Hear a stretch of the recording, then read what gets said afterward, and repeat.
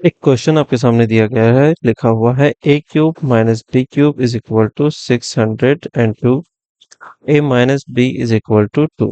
Then what is the value of a square plus b square. तो हमें a square plus b square की value बतानी है। देखिए यहाँ पर a cube minus b cube दिया गया है। ठीक है, आपने a cube minus b cube का फॉर्मूला पढ़ा होगा, आप उसके थ्रू जा सकते हैं।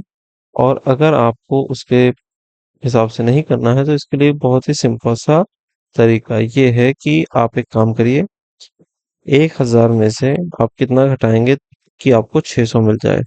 आप कहेंगे 400। ठीक है, तो ये वैल्यू किसके पास की है, इसके पास की है। तो हो ना हो ये वैल्यू जो है ए की होनी चाहिए, ये वैल्यू जो है बी के पास की होनी चाहिए। अब हमें एक और चीज मालूम है, वो क्या है, a minus b is equal to कितना है, 2। तो ए का मतलब ये है कि ये बी से 2 हमेशा ज्यादा रहेगा। यानी कि अगर ये 10 है तो ये 8 होगा। ठीक है, इसी तरीके से ये चीजें काम करेंगी, ए अगर 10 है तो बी 8 होगा। हम एक काम ये करते हैं कि हम देखते हैं कि 10 का क्यूब कितना होता है और 8 का क्यूब कितना होता है। क्या माइनस करने पे हमें 400 आ, 600 के करीब हमें कुछ मिल रहा है या नहीं मिल रहा है।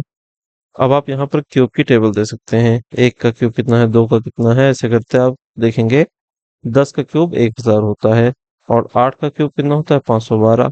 तो 1000 में से 512 आप घटाएंगे तो 500 से भी कम वैल्यू आपको मिलेगी। ठीक है, तो ये चीज नहीं हो सकती। अब हम 11 के पास चल के देखते हैं, 11 की वैल्यू कितनी है, 1331। ठीक है, तो उससे दो कम 729 होगा।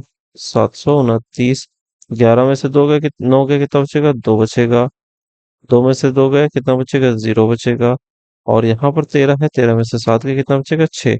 तो आपको मालूम पड़ गया कि ए की वैल्यू क्या है और बी की वैल्यू क्या है। अब हम इन दोनों का स्क्वायर ले लेंगे। तो ए का स्क्वायर यानी कि 11 का स्क्वायर यानी कि 121, और बी का स्क्वायर यानी 9 का स्क्वायर यानी कि 81। ठीक है, तो यहाँ पर आपको दो, और ये देखिए दो, 202 मिल रहा है। ऑप्शन नंबर सी जो है आपका, यही करेक्ट आंसर होगा। ओके।